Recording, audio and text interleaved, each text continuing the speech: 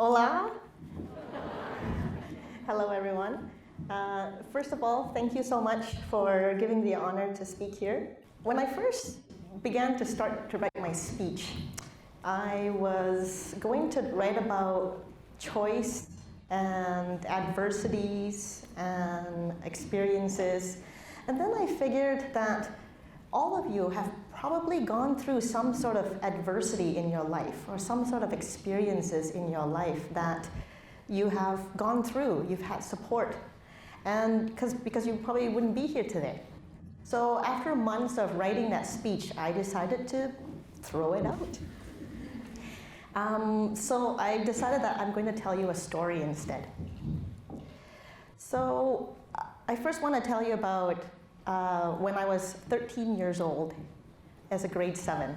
At that time, I had a grade 7 teacher. His name is Mr. Kijima. He was an average height man with dark hair, and he was Caucasian. He took his wife's last name after he got married, so hence his name is Mr. Kijima. And it was in grade 7 that I realized at that pivotal moment that I was able to pursue and reach any dream that I dreamt of.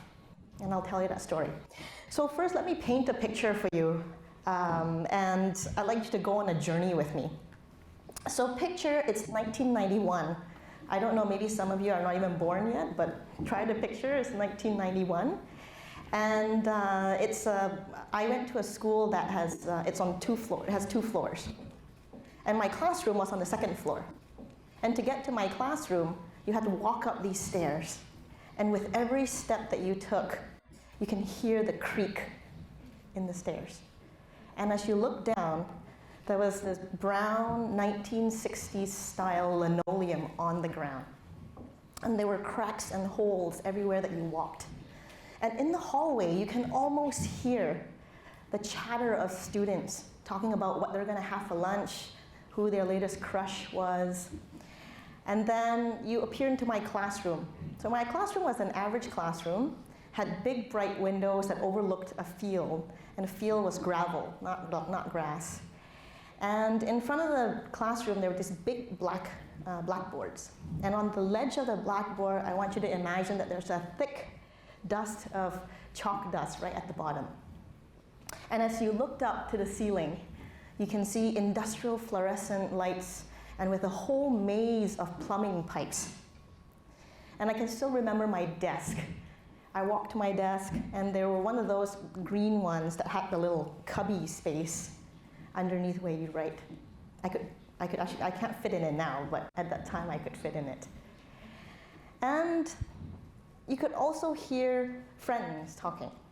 There were about 23 of us in that classroom. And I remember the time, it was early in the school year when Mr. Kijima told us that we had to work on a project. Pick a topic that interests you, he says.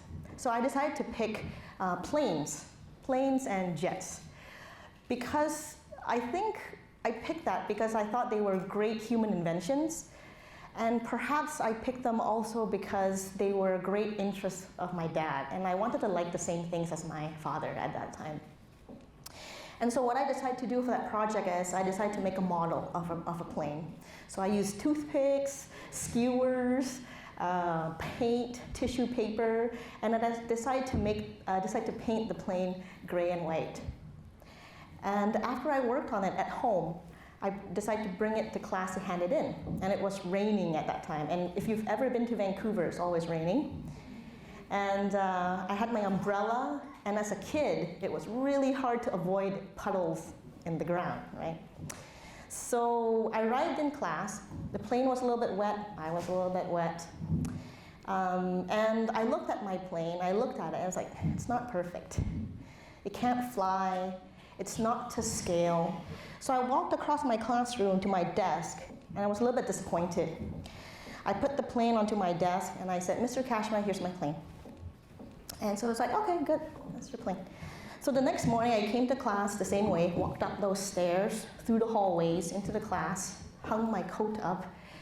And then as I was walking towards my desk, in the field vision, in the periphery of my vision, I noticed there was something gray and white hanging from a really thin wire that spanned the classroom. So I looked up and I saw my plane hanging there. Mr. Kijima had decided to hang my imperfect plane up on the wire for everyone to see and whoever that walked in.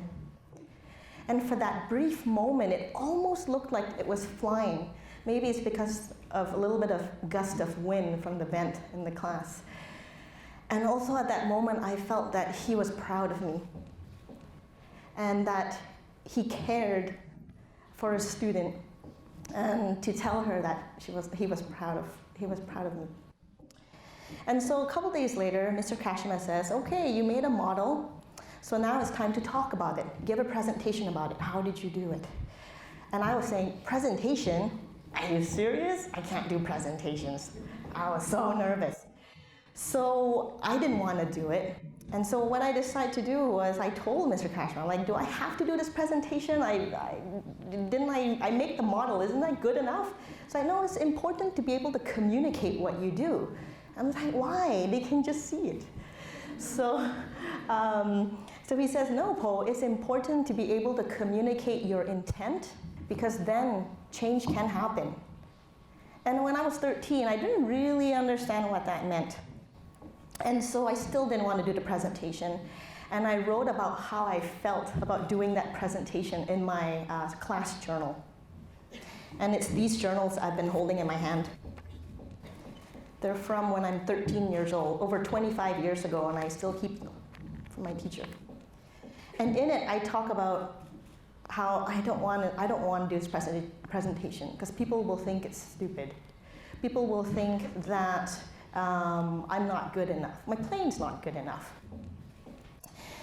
And I handed that journal in, and the next morning when I came in, I picked it up again, because we write in it every day.